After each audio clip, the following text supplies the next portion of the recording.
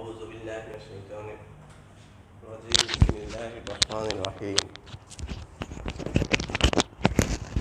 আসসালামু আলাইকুম ওয়া রাহমাতুল্লাহি ওয়া বারাকাতুহু। সবাইকে হিজরি নববর্ষের শুভেচ্ছা জানাচ্ছি। আমাদের মুসলিমদের জন্য অপরিহার্য একটি বছর যে মাস গণনা করা উচিত আমাদের ফরজে কিফায়া, সেটা হলো হিজরি নববর্ষ। আমরা অনেকে জানি না যে আমাদের হিজরি নববর্ষ শুরু হয়েছে। যাক, আমরা গত ক্লাসে আমাদের প্রথম কম্পিউটার ফান্ডামেন্টাল যে বিষয়টি রয়েছে সেটি আলোচনা করেছি। আজকে আমরা যে জিনিসটি আলোচনা করব সেটি হলো প্রোগ্রামিং ল্যাঙ্গুয়েজ। প্রোগ্রামিং ল্যাঙ্গুয়েজের আমরা প্রথম অধ্যায় শেষ করেছি ইতিমধ্যে। এখন আমরা আজকে যে অধ্যায় শুরু করব সেটা হলো দ্বিতীয় অধ্যায়। তো দ্বিতীয় অধ্যায়ে আমাদের যে আলোচনা সেটি আমরা এক নজর দেখিনি। সেটা হলো for loop, symbolic content, character input and output,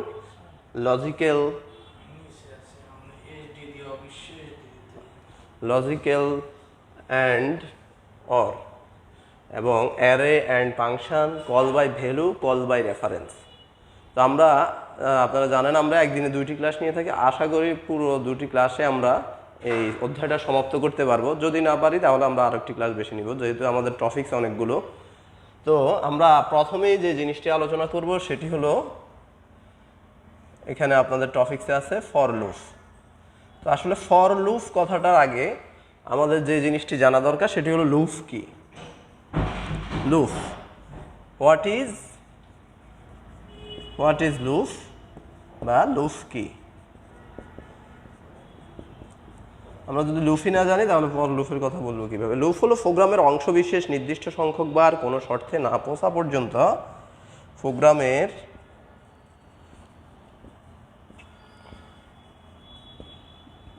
অংশ বিশেষ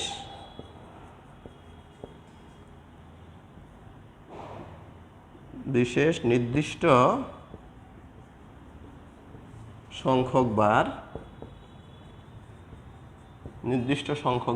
কোনো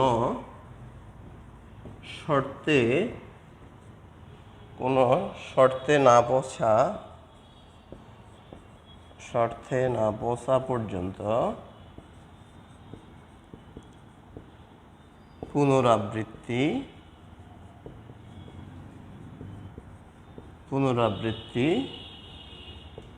করাকে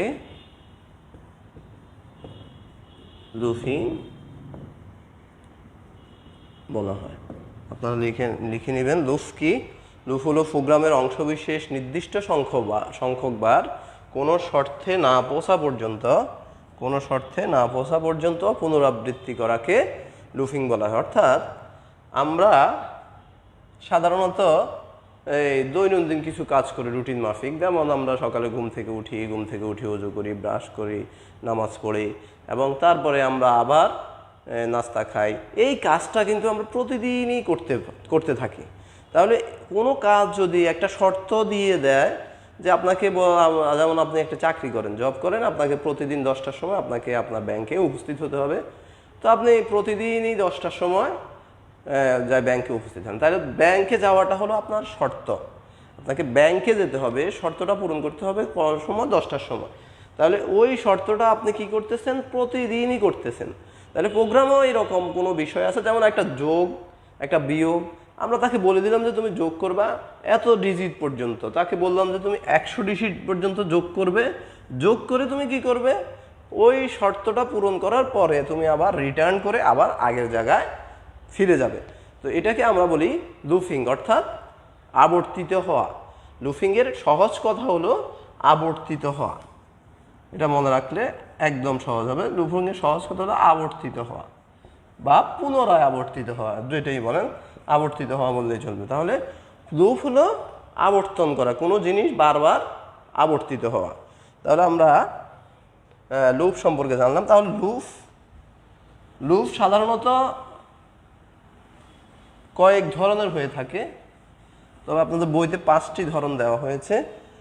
এটা কিন্তু বইয়ের প্রথম 2.1-এ দেওয়া আছে যে ফর লুপ স্টেটমেন্ট, কিন্তু আসলে সি প্রোগ্রামে আসলে বেশ অনেকগুলো লুফিং রয়েছে, এর মধ্যে আমরা 5টি লুফিং, সি প্রোগ্রামে 5টি লুফিং এখানে দেওয়া আছে, 5টি লুপ। এক হলো ফর লুপ স্টেটমেন্ট, এটাকে আমরা স্টেটমেন্ট বলি অবশ্য, ফর লুপ স্টেটমেন্ট। এবং তারপরে আমাদের হলো হোয়াইল লুপ স্টেটমেন্ট,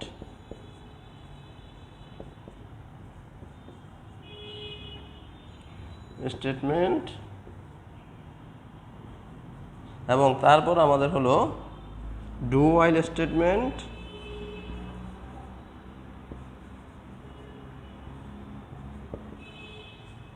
হোয়াইল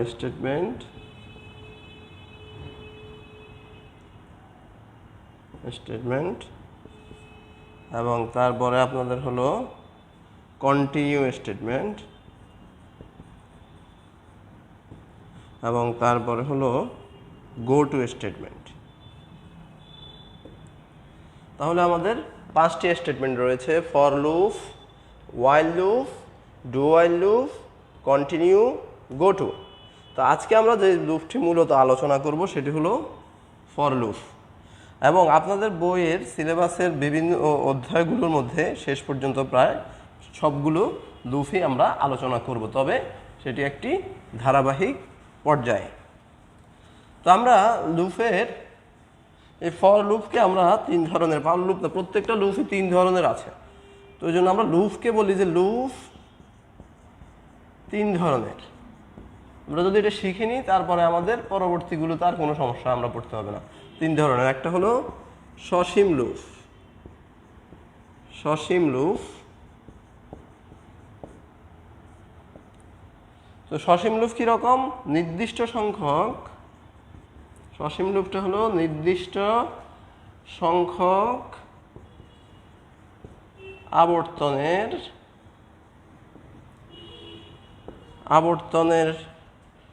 নির্দিষ্ট সংখ্যক আবর্তনের হারকে বা নির্দিষ্ট সংখ্যক আবর্তনের পর যে লুপ শেষ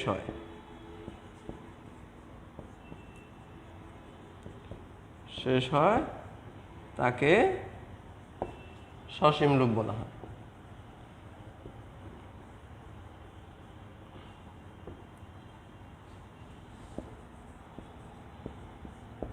তাহলে প্রথমটা হলো, 1 নম্বর হলো সসীম লুপ, যেখানে নির্দিষ্ট সংখ্যক, আমি তাকে বললাম যে তুমি 5টা স্টেজ আবর্তন করবে, আমি তাকে নির্দিষ্ট স্টেজ দিয়ে দিলাম যে 5টা, সে 5টা স্টেজ আবর্তন করেই কি করবে, আবার তার আগের জায়গায় ফিরে আসবে বা সে লুপটাকে শেষ করে দেবে, আর সে লুপটা চালাবে না, তাহলে সেটা হবে সসীম লুপ। তারপরে আমরা যে লুপটি পাই সেটা হলো অসীম লুপ।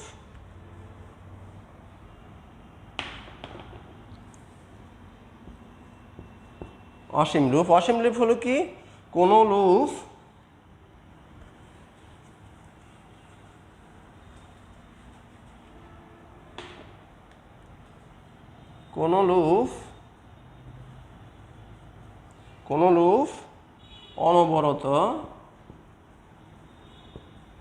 অনবরত আবর্তন হতে থাকে, অনবরত যদি আবর্তন হতে থাকে, কখনো শেষ না হয়, তাকে অসীম লুপ বলে।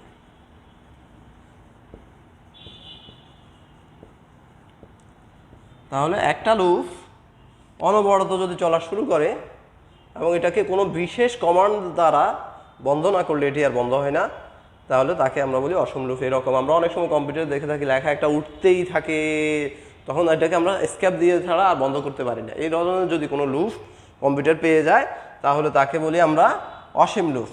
অর্থাৎ আমরা যদি কোনো স্টেজ তার জন্য নির্ধারণ না করতে পারি তাহলে তাকে আমরা বলি অসীম লুপ। আর আরেকটা লুপ আমরা পাই সেটা হলো মধ্যবর্তী লুপ। মধ্যবর্তী লুপ বা এটাকে আপনাদের বইতে বা বলা হয়, ইংরেজিতে বলা হয় নেস্টেড লুপ। আগেরগুলো একটা হলো ইনফিনিটি লুপ, এটা আমাদের এখানে আছে। তো এই নেস্টেড লুপ আমাদের বইতে রয়েছে, আমরা এটাকে বাংলা বলি মধ্যবর্তী লুপ। একটি লুপের মধ্যে যদি আরেকটি লুপ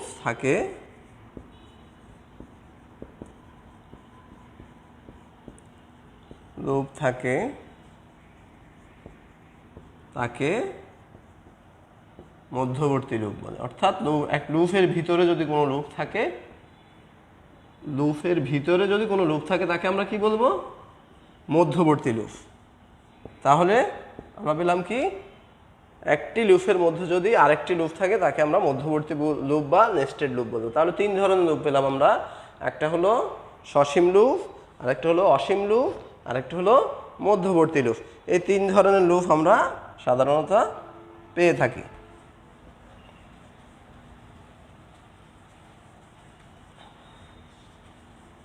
তাহলে আমরা এখন দেখব যে আমাদের এই বইতে যে জিনিসটি রয়েছে, আমরা ফর লুপ স্টেটমেন্টটা আমরা এখন আমাদের বই থেকে দেখব। প্রোগ্রামে এক বা একাধিক স্টেটমেন্টকে একটি নির্দিষ্ট সংখ্যকবার এক্সিকিউট করার পর ফর স্টেটমেন্ট ব্যবহৃত হয়। তাহলে ফর স্টেটমেন্টের আপনাদের ফর লুপের গঠন আমাদের এখানে দেওয়া আছে।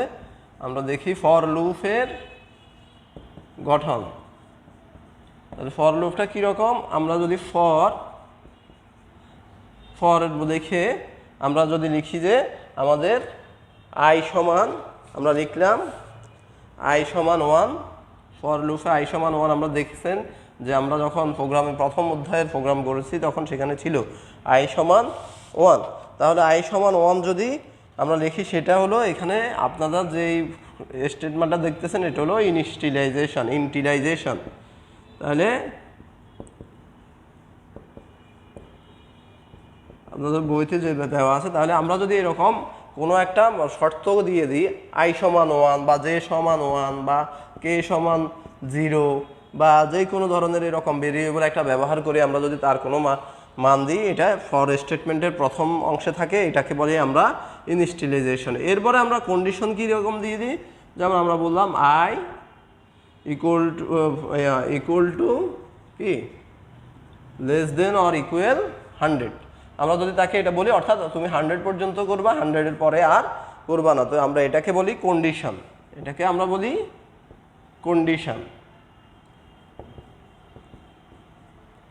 তারপরে আমাদের যে অংশটি আছে, আমরা যদি কোনো i প্লাস প্লাস ব্যবহার করি, সেটার নাম আমরা বলি ইনক্রিমেন্ট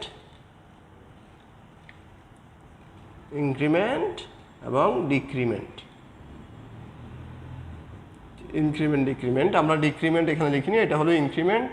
আর আমাদের ডিক্রিমেন্ট এটা হবে এরকম প্লাস প্লাস i।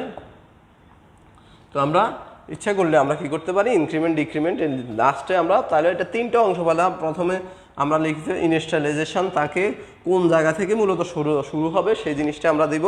তারপরে হলো আমরা তার জন্য একটা কন্ডিশন সেট করে দেব, এবং তারপরে তার ইনক্রিমেন্ট হবে নাকি তার লুপটার ডিক্রিমেন্ট হবে। লুপ কি সামনের দিকে চলবে নাকি পিছনের দিকে চলবে? আমরা কিন্তু লুপকে দুই দিকে চালাতে পারি, সামনের দিকেও চালাতে পারি, পিছনের দিকেও চালাতে পারি। তাহলে সামনের দিকে যদি চলে সেটা হবে ইনক্রিমেন্ট, এবং পিছনের যদি চলে সেটাকে আমরা বলবো ডিক্রিমেন্ট। এবং আপনাদের এখানে আরও দেওয়া আছে, তখন আমরা যদি এরপরে ব্র্যাকেট, এটা কিন্তু আমরা সাধারণত প্রোগ্রামের ভিতরে যখন ব্যবহার করি তখন এই ব্র্যাকেটটা আমরা ব্যবহার করি না। আমরা মূল যে একটা ব্র্যাকেট রয়েছে প্রোগ্রাম স্টার্টের জন্য সেটা ব্যবহার করি। তো আমরা এখন এই শর্তটা দেওয়ার পরে আমরা তাকে বললাম যে তুমি কি করবা, সাম equal to some plus i, অর্থাৎ তুমি প্রথমটার সাথে প্রত্যেকটা মানের সাথে এক এক করে কি করে যাও, যোগ করে আমাদের স্টেটমেন্টটা শেষ করো। তাহলে এটা হলো আমাদের সি প্রোগ্রামের ফর লুপের একটি স্টেটমেন্ট। এটা অলরেডি আমরা একটা করেছি আমাদের প্রথম অধ্যায়ে, যে প্রোগ্রাম করেছি 3টি সংখ্যার মধ্যে বড় সংখ্যা, ওখানে আমরা ফর লুপ ব্যবহার করেছি সাধারণ। তো আমরা এখানে তাহলে দেখলাম ফর লুপের আমাদের খুব ইম্পর্টেন্ট এগুলো, যে প্রথমটার নাম হলো ইনিশিয়ালাইজেশন। প্রথমে আমরা কি দিয়ে শুরু করব, এখানে i ইকুয়াল টু 0 হতে পারে, কোথাও আপনি 5 হতে পারে যদি 5 থেকে শুরু হয়। আপনার ধারা বা লুপটা কোন জায়গা থেকে শুরু হবে সেটা আপনি এখানে নির্ধারণ করে দেবেন।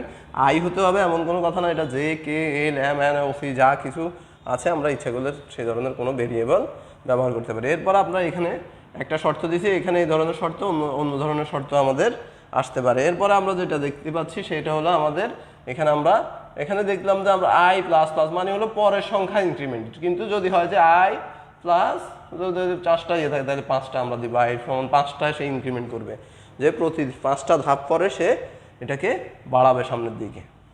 তাহলে এরপরে সে কি করবে, সে এটাকে যোগ করবে। তো আমাদের যদি কোথাও গুণ থাকে সেটা গুণ করবে, কোথাও ভাগ থাকলে সেটা ভাগ করবে, কোথাও অন্য কোনো রকম কিছু থাকলে সেটা কিভাবে করতে হবে সেটা আমরা আস্তে আস্তে ওই যে বিভিন্ন লুপগুলো দেখছি সেগুলোর মাধ্যমে আস্তে আস্তে আমরা শিখব। তাহলে আমাদের প্রথম যে জিনিসটা গেলো আমাদের সিনট্যাক্স অফ ফর লুপ। আমরা সিনট্যাক্স অফ ফর লুপ আশা করি আপনারা সবাই বুঝেছেন। তাহলে আমরা এখানে একটা উদাহরণ দেওয়া আছে, সেই উদাহরণটা এখন দেখি। ফর লুপ ব্যবহার করে 1 থেকে 100 পর্যন্ত যোগফল।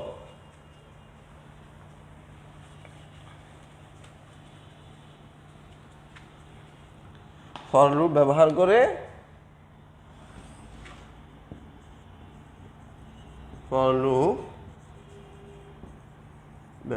করে এক থেকে 100 পর্যন্ত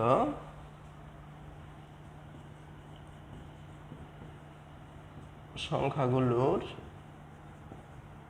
যোগফল নির্ণয়ের প্রোগ্রাম। সংখ্যার যোগফল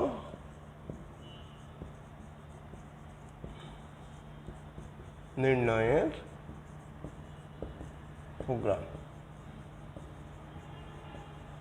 তো আমরা এখন দেখতেছি ফর লুপ আমরা কিন্তু ভবিষ্যতে ওয়াইল লুপ, ডু ওয়াইল লুপ এই ধরনের লুপ ব্যবহার করেও আমরা কি করব, আমাদের প্রোগ্রাম রচনা দেখব। তো আজকে আমরা যেটা আলোচনা করতেছি সেটা হলো ফর লুপ। তাহলে আমরা ফর লুপের আমরা জানি প্রোগ্রাম শুরু হয় hash include stdio dot H. আমাদের এখানে আর তেমন কিছুই দরকার নেই। তারপর আমরা লিখতে পারি মেইন ফাংশন, তারপরে আমরা লিখব মেইন ফাংশন দিয়ে আমরা শুরু করব, তারপরে ব্র্যাকেট দিব, তারপরে আমরা লিখব আমাদের ইন্টিজার যদি ডাটা হয়, আমরা যদি এখন ইন্টিজার ডাটা যেহেতু আমাদের 1 থেকে 100 পর্যন্ত এটা একটা ইন্টিজার ডাটা, এখানে কোনো বলা হয় না যে 1.2, তাহলে আমরা ফ্লোটিং দিতাম। এখন যেহেতু ইন্টিজার ডাটা সেজন্য আমরা দিলাম ইন্ট, তারপরে আই নিলাম, তারপরে লিখলাম যে সাম ইকুয়াল টু 0, অর্থাৎ প্রথমে সামের মান থাকবে প্রথম ঘরে 0, তাহলে 0 থেকে সে শুরু করবে। এরপরে আমরা তাকে ফর স্টেটমেন্ট, আমাদের স্টেটমেন্ট আমরা কতক্ষণ আগে শিখেছি, এই যে ফর স্টেটমেন্ট আমরা তাহলে আই সমান আই কত থেকে শুরু করবে, সে 1 থেকে শুরু করবে। তাহলে তারপরে কি করব, আমরা বলছি যে তুমি 100 পর্যন্ত করে, এই যে 100 পর্যন্ত করবে কিভাবে, এটা এরকম 1 plus 2 plus 3 plus 4 plus 5 plus dot dot কত পর্যন্ত, 100 পর্যন্ত। তাহলে আমরা সে এখানে কত পর্যন্ত করবে সেটা আমরা তাকে দিয়ে দিলাম। এরপরে বললাম যে আমাদের প্রত্যেকটা ধাপ কত, 1-এর পরে 2, তাহলে ধাপ হলো একটা। তাহলে আমরা তাকে দিলাম যে তুমি আই প্লাস প্লাস, অর্থাৎ প্লাস প্লাস মানে হলো পরের ইনক্রিমেন্ট করা, সে একটি করে সামনের দিকে কি করবে, ইনক্রিমেন্ট করবে। তো আমাদের এরপরে তাকে আমরা কি বলবো, এরপরে তাকে আমরা বলবো এটাকে তুমি কি করবা, যোগ করবে। আমরা কিন্তু যখন সিনট্যাক্স দেখছি তখন দেখছি যে আমরা এখান দিয়ে একটা ব্র্যাকেট দিচ্ছি, এখান দিয়ে ব্র্যাকেট আমাদের এখানে দেওয়া লাগবে না, যেহেতু এখানে একটা স্টার্টিং রয়েছে। যদি আমরা এটার ভিতরে নেস্টেড করি অর্থাৎ আরেকটা করি, তখন আমরা সেই ক্ষেত্রে একাধিক সেকেন্ড ব্র্যাকেট ব্যবহার করব। তারপরে আমরা এখন এখানে কি করলাম, সাম equal to some plus I. তাহলে আমাদের এখন কি হলো, সাম প্লাস আই। এরপরে আমরা এটাকে কি করব, আমাদের কি দেখাবে সে আউটপুটে সেটা আমরা দেখব, print F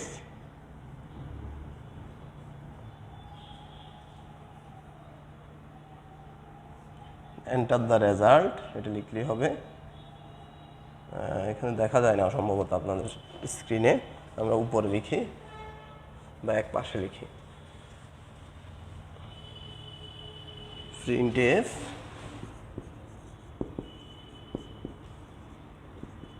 enter the printf enter the result enter the result লিখে আপনারা কি দিবেন, এখানে আমাদের কি ধরনের ডাটা মনে আছে আপনাদের, কি ব্যবহার করা হবে, পার্সেন্ট ডি। আমরা এখানে ব্যবহার করব পার্সেন্ট ডি, এরপর আমরা কলম দিয়ে এটার নাম হলো পার্সেন্ট ডি, এবং তারপর আমরা কি রেজাল্ট পাবো, এখানে সাম, যে রেজাল্টটা পাবো সেটার কথা লিখে দিলাম। এরপরে আমরা আমাদের প্রোগ্রামটা শেষ করলাম। এইরকম আমরা প্রোগ্রামটা শেষ করতে পারি। এখন প্রশ্ন হলো আপনাদের এখানে বইতে বিভিন্ন জায়গায় সিএলআর, এসসিআর, বিভিন্ন ধরনের গেট সিএস এগুলো ব্যবহার করা হয়েছে। আপনারা যদি প্রোগ্রামটা এভাবেই করেন, এটা একটা ফর লুপ হয়ে গেছে, এখানে আর কোনো সমস্যা নাই। কারণ হলো এগুলো আধুনিক ব্রাউজারগুলোতে আমাদের ভয়েড মেইন, তারপরে ক্লিয়ার এগুলো ব্যবহার করতে হয় না। আমাদের এই জিনিসটি ব্যবহার করলে আমাদের ফর লুপ হয়ে যাবে। এখন প্রশ্ন হলো আমরা যদি এখন এটাকে আপনাদের যে পরের রয়েছে সেটা হলো নেস্টেড লুপ, অর্থাৎ মধ্যবর্তী লুপ। মধ্যবর্তী লুপটা কি হবে, আমরা মধ্যবর্তী লুপ যদি করতে চাই তাহলে আমরা দুটি, ধরেন আমরা একসাথে দুটির ইনপুট নিব, দুইটার যোগফলটা নিব। যে আমরা ধরলাম যে এই কি যদি বলে যে আমরা 100 না, আমাদের নতুন করে আমরা আউটার যেটা নেস্টেড লুপ সেটার মধ্যে আমরা টানা 1 থেকে 100 পর্যন্ত নিলাম একটা, আবার আরেকটা ধরেন আমরা এই 2 করে গ্যাপ দিলাম। আমরা বললাম যে 1 থেকে 100, 1 প্লাস 3 প্লাস তাহলে কত 5 প্লাস 7 প্লাস এরকম, আরেকটা হলো 1 প্লাস 2 প্লাস 3 প্লাস। তাহলে আমরা এই দুইটাকে একসাথে যদি দিই তাহলে আমরা সেটাকে বলবো নেস্টেড। তাহলে আমরা যদি সেটা নেস্টেড করতে চাই তাহলে আমরা কি করব, আমরা সে ধরনের একটা প্রোগ্রাম তাহলে দেখি যে নেস্টেড লুপের উদাহরণটা কীরকম হয়। তাহলে আমরা দেখি দুটি নেস্টেড লুপ, দুটি ধারার যোগফল নির্ণয় এর প্রোগ্রাম নেস্টেড লুপের মাধ্যমে বা মধ্যবর্তী লুপের মাধ্যমে, নেস্টেড লুপের মাধ্যমে। তো নেস্টেড লুপের মাধ্যমে আপনারা কি করবেন, আপনারা ইন্ট, তাহলে আমরা কি লিখলাম, ইন্ট ওখান থেকে শুরু করলাম, হ্যাশ ইনক্লুড, এটা প্রতি ইনক্লুড stdio.h, তারপর আমরা কি করলাম, মেইন ফাংশন নিলাম, পুরোটাই লিখে আপনারা যেহেতু না বুঝতে পারেন এই জন্য আমি আবার লিখতেছি মেইন, তারপর আমরা একটা ব্র্যাকেট দিলাম, তারপরে আমরা কি করলাম, ইন্টিজার ডাটা, যেহেতু আমাদের এখানে সব ইন্টিজার ডাটা, ইন্টিজার আমাদের এখন এখানে ইন্টিজার হিসেবে আমরা কি নিতে পারি, আমাদের দুটো ভেরিয়েবল নিব। আমরা ধরলাম আই জে, তাহলে যেহেতুটুকু মনে রাখতে হবে যে আমরা যা ব্যবহার করবো, তাহলে আমরা এখানে শুধু সাম সমান আমরা তাকে ডিক্লারেশন করে দিব না যে সে কোনটা দিবে, আমরা ভিতরে বলে দিব যে সে কি করবে। তাহলে আমরা প্রথমে এখানে দিলাম যে আমরা পর আমাদের আগের সূত্রটা i = 1, তারপরে কি i > 100, তারপরে বললাম যে তুমি i++, ঠিক আছে। তারপরে বললাম যে তুমি কি করবা, সাম কি করবে তোমরা, সাম = সাম প্লাস আই। এরপরে আমরা নেস্টেড লুপ এখন হবে, এখন এই যে এখন আমরা আরেকটা সেকেন্ড ব্র্যাকেট বের করলাম, তারপরে আমরা দিলাম আবার ফর জে = 1, তারপরে কি করলাম, ফর জে = 1, তারপরে আমাদের কি হবে, আমরা দিলাম যে i > 100, এটা আমরা ঠিক রাখলাম যেহেতু আমরা 1 থেকে 100 পর্যন্ত দিছি, কিন্তু আমরা এখানে কি করলাম, আমাদের স্টেজ হয়ে যাবে 2, i + 2, অর্থাৎ আপনি 2টা করে কি করবেন, 2 করে ইনক্রিমেন্ট সামনের দিকে যাবেন। তারপরে হলো কি সাম প্লাস আই, তাহলে আপনার এখন কি হবে, তারপরে আমরা দেখব যে প্রিন্ট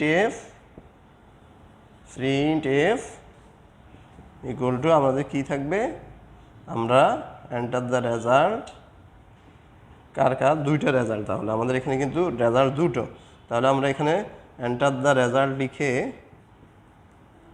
এন্টার দ্য রেজাল্ট, আসসালামু আলাইকুম,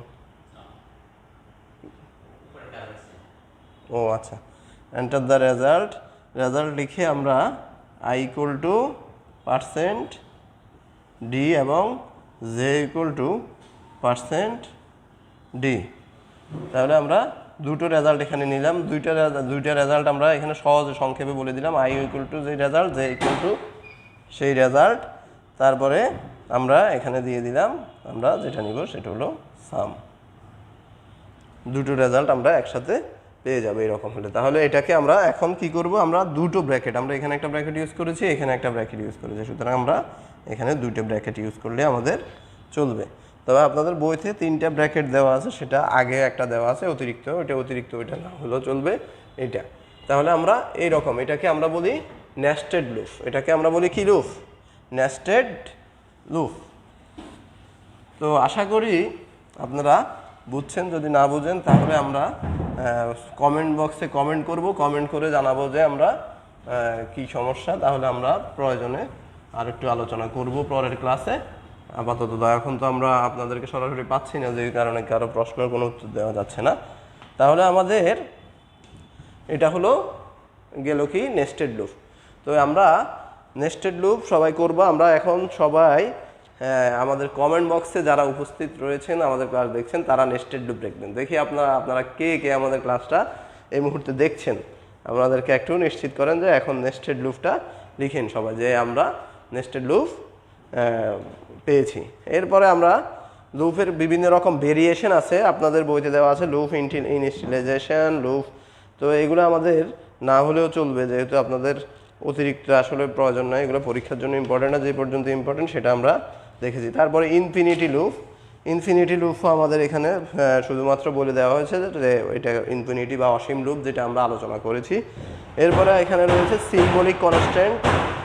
তো সিম্বলিক কনস্ট্যান্ট কীরকম, যেসব কনস্ট্যান্ট নির্দিষ্ট নামের মাধ্যমে উপস্থাপিত হয় এবং প্রোগ্রাম এক্সিকিউট করলেও মান অপরিবর্তিত থাকে, তাদেরকে সিম্বলিক কনস্ট্যান্ট বলে। যেসব কনস্ট্যান্ট কীরকম, যে মানগুলো থাকবে স্থির, মানটা স্থির থাকবে, এটা পরিবর্তিত হবে না। তাহলে আমরা যদি বললাম যে ইন্ট i10, যেমন আপনার বইতে আছে ইন্ট i = 10, অর্থাৎ আমরা বলে দিলাম যে তোমার মান 10 পর্যন্ত, এর বাইরে তুমি যাবা না, এই পর্যন্ত তুমি স্থির থাকবা। এরকম যদি আমরা কোনো স্থির মান নির্ধারণ করি, তাকে আমরা সিম্বলিক কনস্ট্যান্ট। বইতে 320 নম্বর পৃষ্ঠা, যে সব কনস্ট্যান্ট নির্দিষ্ট নামের মাধ্যমে উপস্থাপিত করা হয় এবং প্রোগ্রাম এক্সিকিউট করলেও মান অপরিবর্তিত থাকে, তাদেরকে আমরা বলি সিম্বলিক কনস্ট্যান্ট।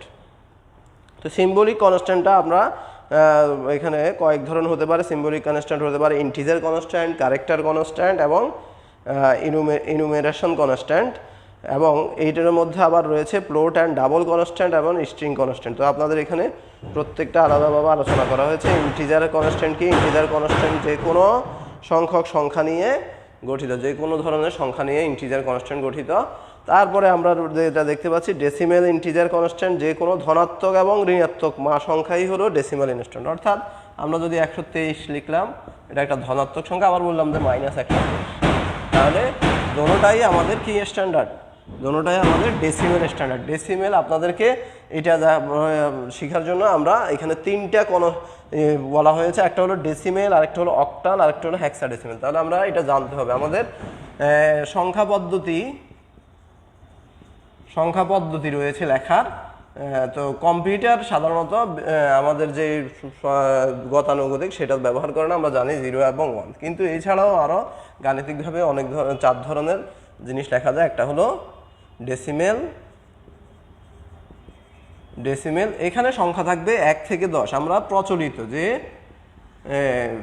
সংখ্যা পদ্ধতি পড়ে এসেছি, ওই সংখ্যা পদ্ধতি 1 থেকে 10 পর্যন্ত, এখান দিয়ে আমরা জানি লক্ষ কোটি কোটি সংখ্যা হতে পারে, সেটা এই 1 থেকে 10 পর্যন্ত সংখ্যা দিয়ে আমি এখানে ভুল বলতেছি, 0 থেকে 9 পর্যন্ত 10টি সংখ্যা, 0 থেকে 9 পর্যন্ত এই 10টি সংখ্যা, যেটা আমরা ছোটোবেলা থেকে শিখে আসছি। এরপরে যে সংখ্যা পদ্ধতি সেটা হলো বাইনারি। তো বাইনারি আমরা আগেও আলোচনা করেছি। বাইনারি হলো 0 and 1।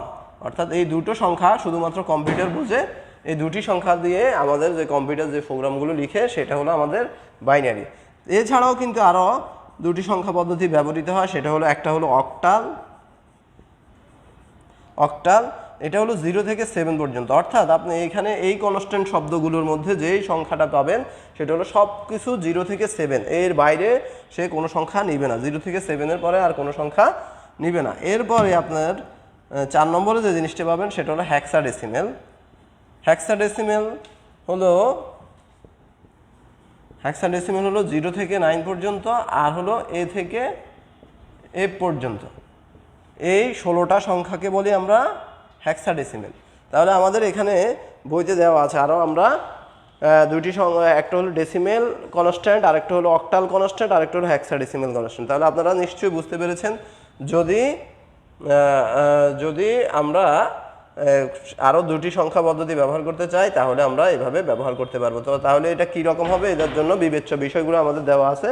বিবেচ্য বিষয়গুলো সর্বনিম্ন সংখ্যা নিয়ে ইন্টিজার কনস্ট্যান্ট গঠিত হবে সর্বনিম্ন সংখ্যা, অর্থাৎ তো আমাদের সর্বনিম্ন ডেসিমেলের সংখ্যা হলো 0, সেটা দিয়ে আমরা ইন্টিজার সংখ্যা গঠন করতে পারি। তারপরে এটা ধনাত্মক ঋণাত্মক হতে পারবে না, প্রত্যেকটা একই রকম। এটা কোনো এই বাকিগুলো কম বা ফাঁকা স্থান ব্যবহার করা যাবে না, এটা প্রত্যেকটার জন্য।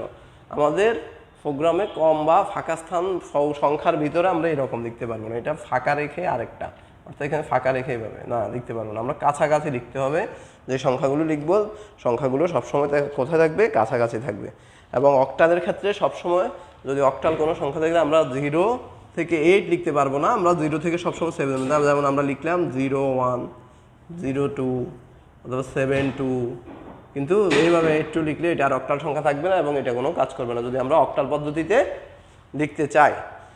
তারপরে আমরা যে জিনিসটি দেখব সেটা হলো প্লট এবং ডাবল কনস্ট্যান্ট। এটা আপনারা আগেই শিখেছেন, আমরা আগের ক্লাসে আলোচনা করেছি। প্লট হলো ভগ্নাংশ, প্লট হলো কি ভগ্নাংশ। ডাবল কনস্ট্যান্ট আমরা এখানে, রুবেল তো নিচে গেছে, আসলে আসে না,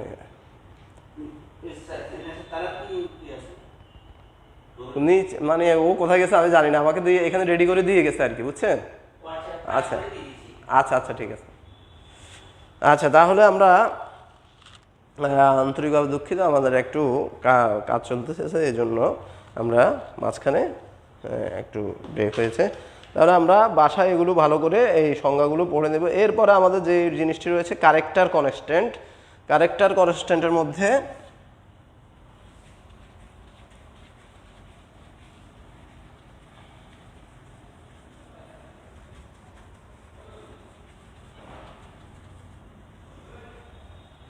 ক্যারেক্টার কনস্ট্যান্ট রয়েছে আবার দুই রকম। একটা হলো ক্যারেক্টার কনস্ট্যান্টটা কি, ক্যারেক্টার এবং বর্ণভিত্তিক কনস্ট্যান্ট সমূহকে ক্যারেক্টার। আপনারা পড়লেই বুঝতে পারতেছেন আমাদের যে এ বি অথবা এ বি এরকম যত রকমের ক্যারেক্টার আমরা ব্যবহার করব এগুলোকে আমরা কি বলবো, ক্যারেক্টার কনস্ট্যান্ট। ক্যারেক্টার কনস্ট্যান্টের শর্ত হলো ক্যারেক্টার সবসময় কনস্ট্যান্ট করতে হলে এটা দুই পাশে কোটেশন দিতে হবে, তাহলে আমাদের এটা কনস্ট্যান্ট হয়ে যাবে, এটা স্থির, অর্থাৎ এটাকে আর কি করা যাবে না, পরিবর্তন করা যাবে না। তো আমাদের এরকম দুই রকম কনস্ট্যান্ট রয়েছে, সিঙ্গেল ক্যারেক্টার, স্ট্রিং ক্যারেক্টার। এগুলো সিঙ্গেল ক্যারেক্টার, না না এইটাই ক্যারেক্টার না, এটা হলো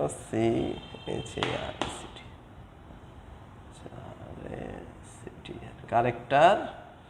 আর হলো আমাদের আরেকটা রয়েছে কি জানি সিঙ্গেল ক্যারেক্টার, আরেকটা হলো স্ট্রিং ক্যারেক্টার। স্ট্রিং ক্যারেক্টার, তাহলে সিঙ্গেল ক্যারেক্টার আর স্ট্রিং ক্যারেক্টার কি, আপনাদেরকে এই জিনিসটা আমরা একটু ডিফারেন্সটা দেখা দিলে আপনারা পড়ে নিলে বুঝবেন। সিঙ্গেল ক্যারেক্টার কি, সিঙ্গেল ক্যারেক্টার হলো এ বি সি, এরকম যদি আমরা কোনো ক্যারেক্টার লিখি জেড, তারপরে আমরা যদি দেখি 2, তাও আমরা যদি কোটেশন দিয়ে দিই তাহলে এটা সিঙ্গেল ক্যারেক্টার হয়ে যাবে। আর যদি স্ট্রিং ক্যারেক্টার হয়, স্ট্রিং ক্যারেক্টার হলে আমরা যেমন আমরা লিখলাম বাংলাদেশ, বাংলাদেশ, তারপর আমরা লিখলাম কি লিখব, ক্রিকেট, তাহলে আমরা যদি আমরা কোটেশন দিই ডাবল কোটেশন দিতে হবে। তাহলে এখানে এটার সাথে ব্যবধান কি, এখানে সিঙ্গেল কোটেশন দিয়ে আমরা কোনো শব্দকে সহজে কি করতে পারি, সিঙ্গেল ক্যারেক্টার কনস্ট্যান্ট তৈরি করতে পারি। আর যদি আমাদের বড় কোনো শব্দ লিখি আমরা একসাথে, তাহলে সেই শব্দের লিখতে হবে কি, আমাদের পুরোটা লিখে ডাবল কনস্ট্যান্ট লিখবে। তাহলে আমাদের আবার স্ট্রিং কানেকশনের মধ্যে এক লাইনের মধ্যে লিখতে হবে। আমাদের বইতে দেওয়া আছে this is not a string should be in one line. This is not, অর্থাৎ আমরা যদি এইভাবে লিখি মাই নেম ইজ রিয়াদ, দিলাম, তাহলে this is not a string correct in string constant, this is string constant, my name is Riyad, তাহলে this is not a string connection, this is string constant। এটা মনে রাখতে হবে যে আমাদের যদি কোনো কনস্ট্যান্ট লিখতে হয় সবসময় এক লাইনে লিখতে হবে। আলাদা আলাদা যদি আমরা লিখি তাহলে সেটা স্ট্রিং কনস্ট্যান্ট হবে না। তাহলে স্ট্রিং কনস্ট্যান্ট এবং ক্যারেক্টার কনস্ট্যান্টের মধ্যে আমরা পার্থক্য বললাম। কনস্ট্যান্টের ঘোষণার জন্য এবার আমাদেরকে যেই আমাদের কোডটি ব্যবহার করতে হবে বা যে আমাদের স্পেশাল কিওয়ার্ডটা ব্যবহার করতে হবে, আমরা এখন সেটা নিয়ে আলোচনা করব। কারণ হলো আপনি প্রোগ্রামে শুধু এরকম লিখে দিবেন, কিন্তু কি কোড লিখে লিখবেন সেটার জন্য আমাদের দুই ধরনের কোড আছে। একটা হলো ডিফাইন, এটার মধ্যে লিখতে হবে ডিফাইন। আপনি যখন লিখবেন ডিফাইন তখন আপনি এখানে কনস্ট্যান্ট ভ্যালু ডিফাইন একটা নাম লিখে দিবেন। ডিফাইন লিখলাম যে আমরা ডিফাইন ফাই, তাহলে ডিফাইন ফাই কি, ফাই এর মান আমরা দিয়ে দিব ডিফাইন ফাই 3.1416। তাহলে এটাও কনস্ট্যান্ট ডিক্লারেশন, তবে এই কনস্ট্যান্ট ডিক্লারেশনের নাম হলো ডিফাইন কিওয়ার্ড। কনস্ট্যান্ট কিওয়ার্ড যদি আপনি এভাবে দিতে চান এভাবে দিতে হবে, আর যদি আপনি এইভাবে না দেন তাহলে আপনাকে আরেকভাবে দিতে হবে, সেটা হলো কনস্ট্যান্ট লিখে আপনি লিখবেন কনস্টি পর্যন্ত লিখতে হবে, কনস্ট। তারপরে লিখতে হবে আপনি যদি ইন্টিজার ডাটা হয় লিখবেন ইন্ট, অথবা আমাদের যেহেতু পাই হলো প্লটিং ডাটা, তখন আপনি লিখতে হবে প্লট। তারপরে আপনাকে লিখতে হবে পাই ইকুয়াল টু 3.1416। তাহলে আপনি এই দুটোর মধ্যে এই রকমই আপনি কী করতে পারবেন, এইভাবে লিখে আপনি আমাদের ডিফাইন কনস্ট্যান্ট ঘোষণা করতে পারবেন, আর এইভাবে লিখেও আপনি কনস্ট্যান্ট ঘোষণা করতে পারবেন। তাহলে এই দুইটা কিওয়ার্ডের মাধ্যমে আমরা কী করতে পারি, এগুলোকে আমরা বলি কিওয়ার্ড। এই কিওয়ার্ডের মাধ্যমে আমরা এইরকম কিওয়ার্ডের মাধ্যমে আমরা ইচ্ছা করলে কী করতে পারি, আমাদের কনস্ট্যান্টটা ঘোষণা করতে পারি। তাহলে ওইখানে দেওয়া আছে আপনাদের 323 নম্বর পৃষ্ঠা ডিফাইন কিওয়ার্ড ব্যবহার করে কনস্ট্যান্ট ডিক্লেয়ারের বৃত্তের ক্ষেত্রফল, আবার কনস্ট্যান্ট কিওয়ার্ড ব্যবহার করে আমাদের বৃত্তের ক্ষেত্রফল। আপনারা দেখলেই আশা করি বুঝবেন। যদি কোথাও সমস্যা মনে হয় তাহলে আমাকে জানাবেন। আর বৃত্তের ক্ষেত্রফলের প্রোগ্রামটা আমরা এখানে দেওয়া আছে, আপনারা দেখে নেবেন, আশা করি পারবেন। আমরা ক্লাসের সময় আমরা এমনি অনলাইন ক্লাস আমাদের অনেক লম্বা হয়ে যায়, যদি করি তাহলে আমরা লম্বা করতে চাই না, কারণ আসলে নির্দেশনা হলো 25 মিনিটের ক্লাস। তো আমরা অনেকক্ষণ ক্লাস নিয়ে অনেক সময়, তা আমাদের যেহেতু সিলেবাস শেষ করতে হবে, এরপরে আমাদের যেটা রয়েছে সেটা আমরা পরবর্তী ক্লাসে আলোচনা করব। এখনকার মতো আমরা এই পর্যন্ত, আমরা কিছুক্ষণ পর আরেকটি ক্লাস নিচ্ছি, সেই ক্লাসে আমরা আমাদের পরবর্তী টপিক সম্পর্কে আলোচনা করব। সবাই আশা করি কতক্ষণ পরে আমাদের সাথে আবার জয়েন করবেন। আল্লাহ হাফেজ, আসসালামু আলাইকুম ওয়া রাহমাতুল্লাহি ওয়া বারাকাতুহু।